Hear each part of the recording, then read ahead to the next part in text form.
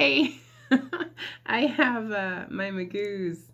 No, it's my peanut. Anyway, I have my peanuts weighted snowman holding this up. Sorry, I'll try that. But he's so happy. Day two. Let's see. So much happens, and I'm so grateful for all of it. I honestly don't remember what all happened yesterday. I listened to quite a bit of Daily Hope. It was a suggestion from my husband to connect us, and then we used to talk about it in the afternoon, but then it just kept getting pushed off, and then we just stopped. But I got a little bit caught up. They've been talking about fear of failure, and how if you're scared, if you're fearful, it's because you don't know who God is. If you understood who God is and what he was capable of, you wouldn't have fears. You might be anxious, or you might be a little bit concerned, but then you should immediately lean not on your own understanding, trust that God has this, which I don't always know how to do. But then he went on to say that, and I'm not a sports person, but in whatever sport, if you miss half of the time, you're the best.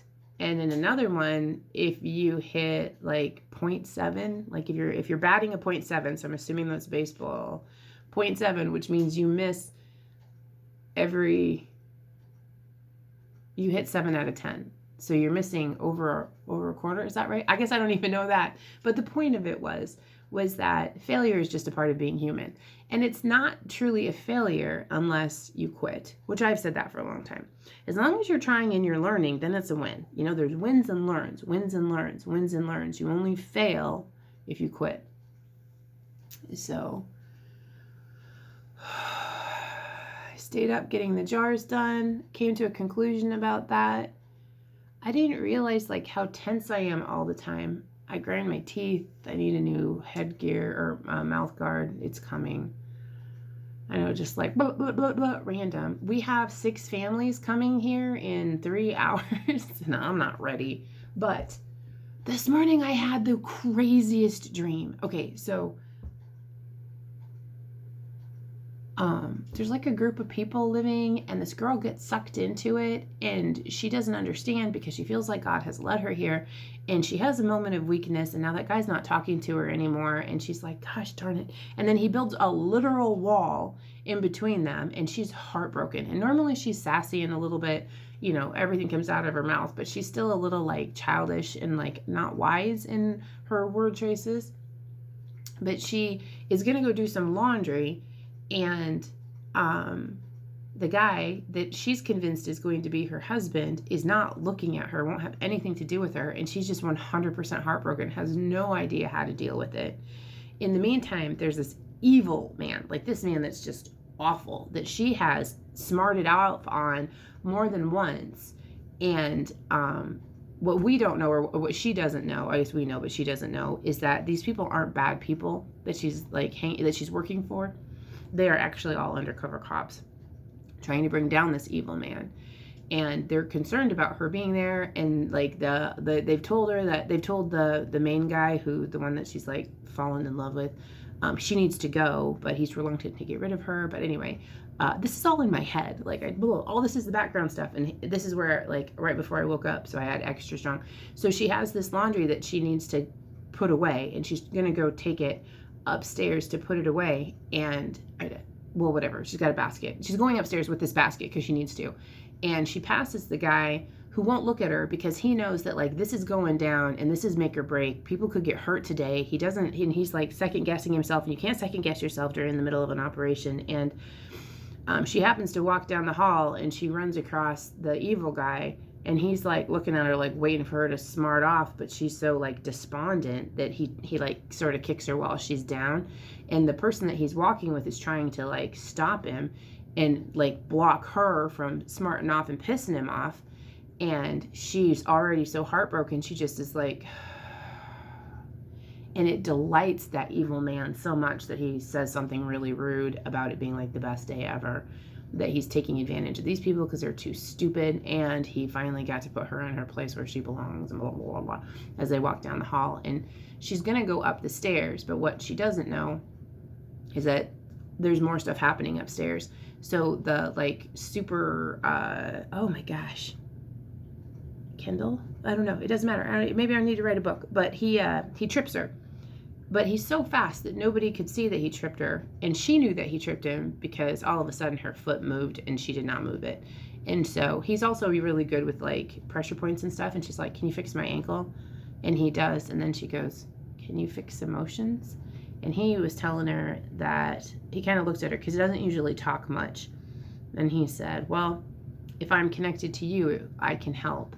But, and she's like, so like my mommy, my significant other, and then she doesn't know anything about him because he doesn't talk much. And he was like, and my daughter, even though she's so little still. And she, being a Christian, was like, oh, how far along is she? Because she just assumed. Anyway, he said, oh, I've been praying for a boy. She was like, a boy or a girl? And he goes, I've been praying for a boy. And then she thought, so she's like, how far along? And he said, she's 1. And he was like, I don't wish to speak death, but I wanted a boy or something like that.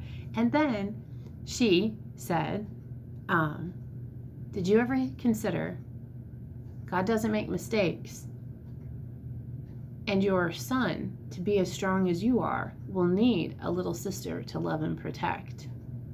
And he just looked at her with such respect, and it was enough to like help her feel like it'll be okay. Like it'll be okay. And it's just like perfect along the, you really need those wins, you know, like you need that little win in order to get up and go again. And sometimes that win is getting your teeth brushed, you know?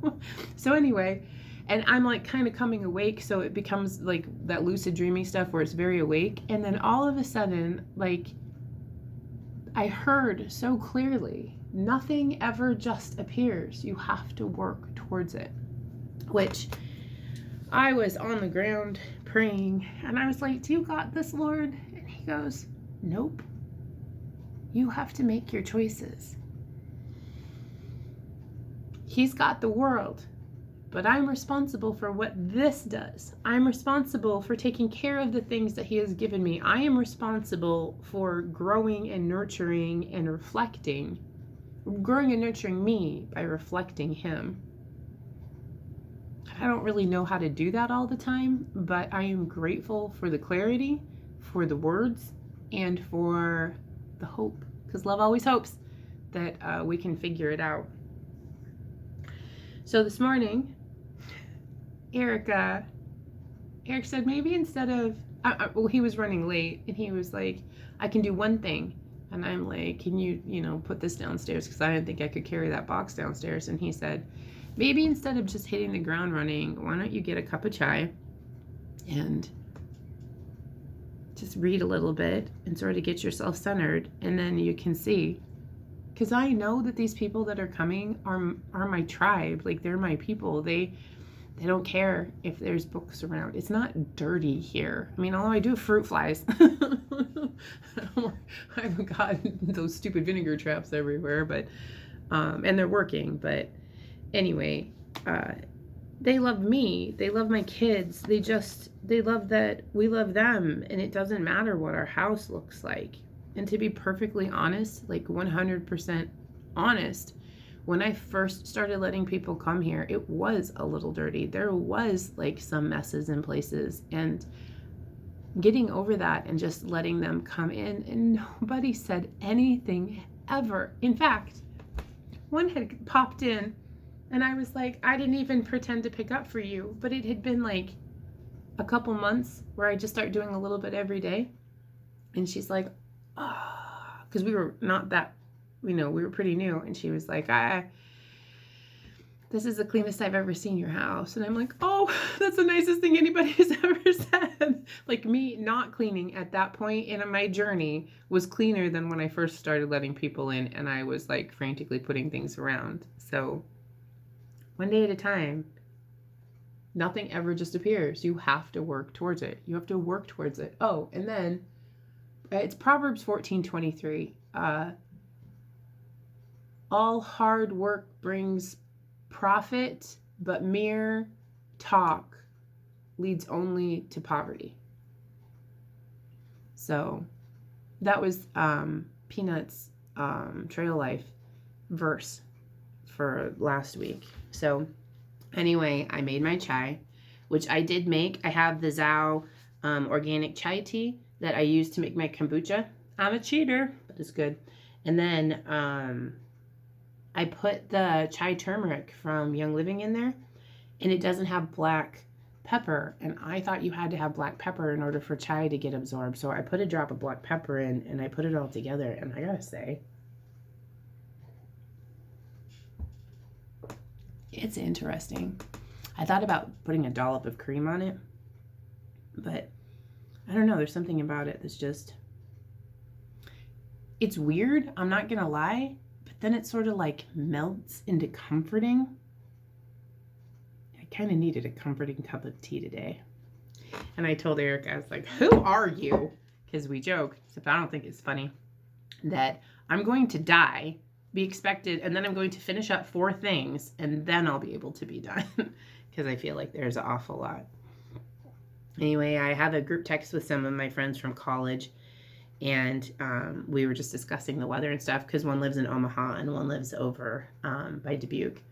And we were just talking about the weather and life and all that stuff. And it was just nice to sort of have a chit-chat with some of my girlfriends, which I never really did any of that before. I'm always like super intense and whatever. Anyway, so I open up my book, my Bible, my best book, and it's in Job 37, which I am not going to read you the whole thing, but it starts out talking about, you know, like, listen to the roar of God's voice, to the rumbling that comes from his mouth. He unleashes his lightning beneath the whole heavens and sends it to the ends of the earth. After that comes the sounds of his roar. He thunders with his majestic voice. We're supposed to be getting thunder snow tonight. When his voice resounds, he holds nothing back. God's voice thunders in marvelous ways. He does great things beyond our understanding. He says to the snow, fall to the earth, and to the rain shower, be a mighty downpour, so that all men he has made may know his work. Yeah, and yeah, it goes on. It's really good, like the whole chapter. It doesn't take that long, chapter 37. And then, since I call it my cheater Bible, but it's my study Bible, when you get to the end, it says, the Almighty is beyond our reach and exalted in power. In his justice and great righteousness, he does not oppress us. He does not oppress. Therefore, men revere him, for he does not have regard. For does he not have regard for all the wise in heart? And then when I go over there, I love this. I'm sorry, I'm going to share it. It says, throughout this book, wisdom is humbly accepting whatever God sends, prosperity or calamity, according to Elihu. However, the wise in heart are those who believe that God never oppresses the righteous or allows them to be troubled. That doesn't mean it's not going to hurt. It just means that we don't have to fear, you know? After reading Satan's request of God at the beginning of Job, we know that his viewpoint is flawed. This viewpoint is flawed. Godly wisdom is not defined by intellectual ability, but a conviction in one's heart that God knows and cares for us. And then there's an article on Proverbs 23:15, which is developing the heart. But 23:15 says, my son, if your heart is wise, then my heart will be glad. My inmost being will rejoice when your lips speak what is right. Ephesians 4:29 says, let no unclean thought come out of your mouth except for that which is uplifting to the person who is hearing it. I was given that 16 years ago now, and I still don't completely do it or fully understand it, but I love how he gives me what I need in that moment. So we spent so much time running around like 100 miles an hour. Just, we need to do this. We need to do this. We need to do this. We need to do that. And now I'm asking God to guide me and for me to shut up and listen. And he puts me in the weirdest places. So one thing that oh gosh, there's so much. And after this, I was like, you know what I should do? I should offer my ladies tea. Oh yeah. I should offer my ladies tea and see if there's something going on that they need. And then I could make my concoction